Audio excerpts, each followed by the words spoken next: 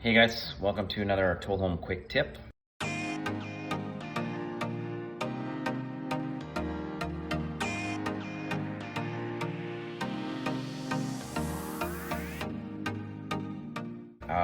So today in our addition, we poured some self-leveler. Actually, we didn't pour it today. We poured it a while ago, but I did a skim coat today. So what you got to do before you pour is you have to raise up your heat registers. So let me, what I'm talking about. There's the heat registers. We just pulled them up high enough so that the floor leveler doesn't go down there, right? And you just nail it into place.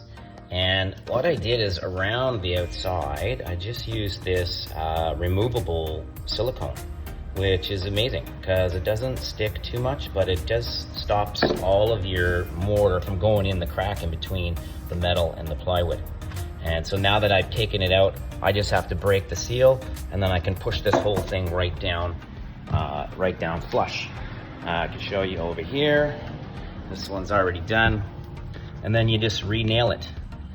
You will have to go around after and just kind of knock off the little edge, you know, to make that flat. And now I can put my new flooring all the way around it. Talk to you later.